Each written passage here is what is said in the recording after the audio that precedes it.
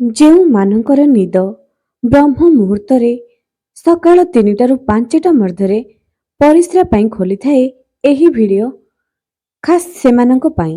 ଏକ ଘୋର ଅନ୍ଧାର ରାତିରେ ନୀରବତାରେ ଯେତେବେଳେ ସମଗ୍ର ବିଶ୍ୱ ଶୋଇପଡ଼ିଛି, ତୁମେ ମଧ୍ୟ ନିଦର କ୍ଳାନ୍ତିକୁ ଦୂର କରି ଗଭୀର ନିଦ୍ରାରେ ଅଛ। ତୁମର ଶରୀର ଓ ମନ ଚରମ ବିଶ୍ରାମର ଅବସ୍ଥାରେ ଅଛି ଏବଂ ତାପରେ ହଠାତ୍ ତୁମର ଆଖି ଖୋଲିଯାଏ। ତୁମେ ଆଶ୍ଚର୍ଯ୍ୟ ହୋଇ ଆଖି ଖୋସିଛ ଏବଂ ଅଦ୍ଭୁତ ଅସ୍ୱସ୍ତି ଅନୁଭବ କରୁଛ।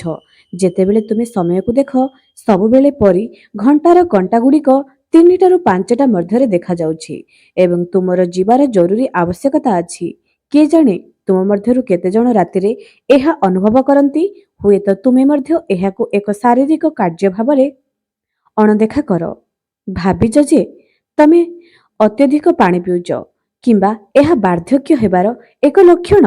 କିନ୍ତୁ ତୁମେ କେବେ ଭାବିଛ କି ଏହା କାହିଁକି ଘଟେ? କାହିଁକି ତୁମର ନିଦ୍ରା ସବୁବେଳେ ସମାନ ସମୟରେ ରାତ୍ରି 3ଟା-5ଟା ମଧ୍ୟରେ ଭାଙ୍ଗି ଯାଉଛି? ଏହା କାହିଁକି ରାତି 12ଟା କିମ୍ବା ସକାଳ 6ଟା ହୁଏ ନାହିଁ?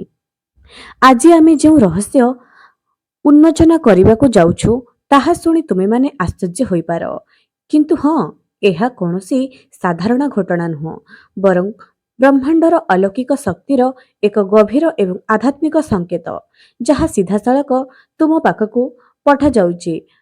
ଏହା ଏକ ଆହ୍ୱାନ ଯାହା ତୁମେ ଏପର୍ଯ୍ୟନ୍ତ ଅଣଦେଖା କରିଛ।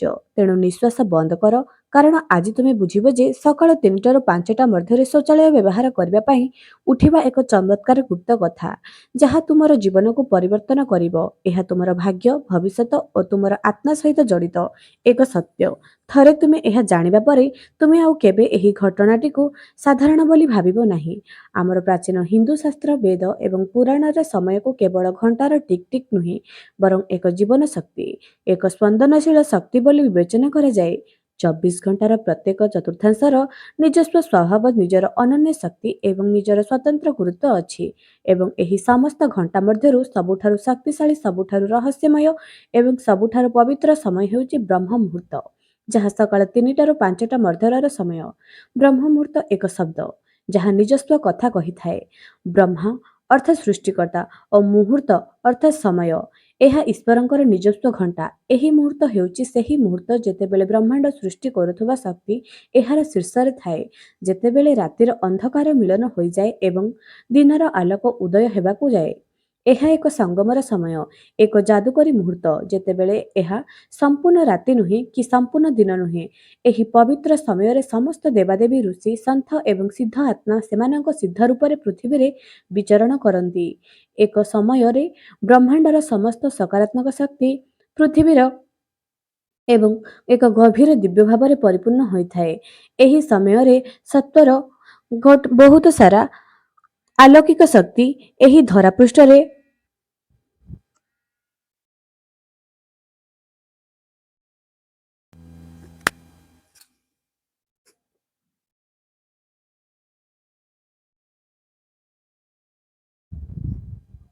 ସମୟର ସତ୍ୱର ଗୁଣ ଏହାର ଶୀର୍ଷରେ ଥାଏ। ଆପଣ ହୁଏତ ଏହି ସମୟର ବାୟୁରେ ସ୍ୱତନ୍ତ୍ର ସତେଜତା ଓ ଶୀତଳତା ଲକ୍ଷ୍ୟ କରିଥିବେ ଏବଂ ଏହି ସମୟରେ ପକ୍ଷୀମାନଙ୍କର କିଚିରିମିଚିରି ମଧ୍ୟ ଆରମ୍ଭ ହୁଏ, ଯେପରି ସେମାନେ ମଧ୍ୟ ଏହି ଦିବ୍ୟ ସମୟକୁ ସ୍ୱାଗତ କରୁଛନ୍ତି।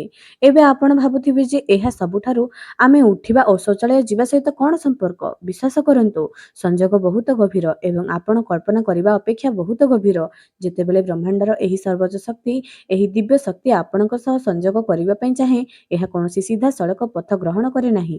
ଏହା ଆପଣଙ୍କୁ ଜାଗ୍ରତ କରିବା ପାଇଁ, ନିଜର ଉପସ୍ଥିତି ଅନୁଭବ କରାଇବା ପାଇଁ ଆପଣଙ୍କୁ ନିଜ ଶାରୀରିକ ମାଧ୍ୟମରେ ବ୍ୟବହାର କରେ। ଆପଣଙ୍କ ଶରୀରରେ ମଳତ୍ୟାଗ କରିବାର ଏକ ତୀବ୍ର ଇଚ୍ଛା ସୃଷ୍ଟି କରିବା ହେଉଛି ସେହି ଆଲୌକିକ ଶକ୍ତି ପାଇଁ ଗଭୀର ନିଦ୍ରାରୁ ଆପଣଙ୍କୁ ଜାଗ୍ରତ କରିବାର ସବୁଠାରୁ ପ୍ରାକୃତିକ ଏବଂ ସରଳ ଉପାୟ। ଏହା କୌଣସି ରୋଗ କିମ୍ବା ସମସ୍ୟା ନୁହେଁ, ଏହା ହେଉଛି ଆଧ୍ୟାତ୍ମିକ ଘଣ୍ଟା। ଏକ ଦିବ୍ୟ ଆଲାର୍ମ ବାଜୁଛି, ଯାହା ଆପଣଙ୍କୁ ଜାଗ୍ରତ ହେବାକୁ କହୁଛି। ମୋର ଆପଣଙ୍କୁ କିଛି କହିବାର ଅଛି। ଆପଣ ଯାହାକୁ କେବଳ ଶାରୀରିକ ଆବଶ୍ୟକତା ବୋଲି ଭାବନ୍ତି, ତାହା ପ୍ରକୃତରେ ଏକ ସୁବର୍ଣ୍ଣ ସୁଯୋଗ ଯାହା ଆପଣ ପ୍ରତ୍ୟେକ ରାତିରେ ହରାଉଛନ୍ତି। ଏହା ଈଶ୍ୱରଙ୍କ ସହିତ ସାକ୍ଷାତକାରର ସମୟ, ବିଷୟ ଭାବରେ ଆପଣଙ୍କର ପାଇଁ ସଂରକ୍ଷିତ।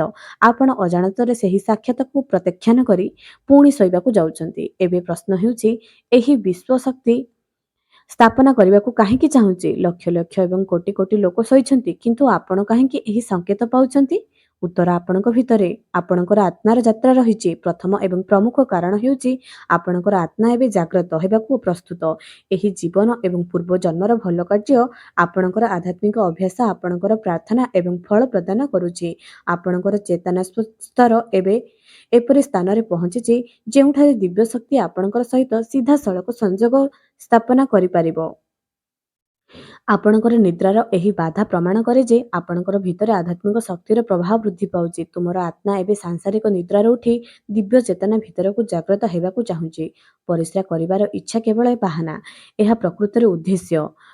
ଆଉ ଏକ ଗୁରୁତ୍ୱପୂର୍ଣ୍ଣ କାରଣ ହେଉଛି ତୁମର ପୂର୍ବପୁରୁଷଙ୍କ ସହିତ ଜଡ଼ିତ।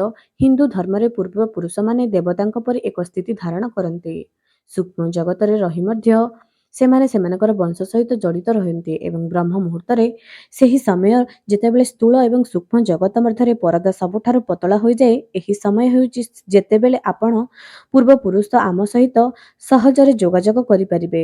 ଯଦି ଆପଣ ନିୟମିତ ଭାବେ ସକାଳ 3ଟାରୁ 5ଟା ମଧ୍ୟରେ ଉଠି ଯାଉଛନ୍ତି, ତେବେ ଏହା ଏକ ଦୃଢ଼ ସଂକେତ। ଆପଣଙ୍କ ପୂର୍ବପୁରୁଷମାନେ ଆପଣଙ୍କୁ କିଛି କହିବାକୁ ଚାହୁଁଛନ୍ତି।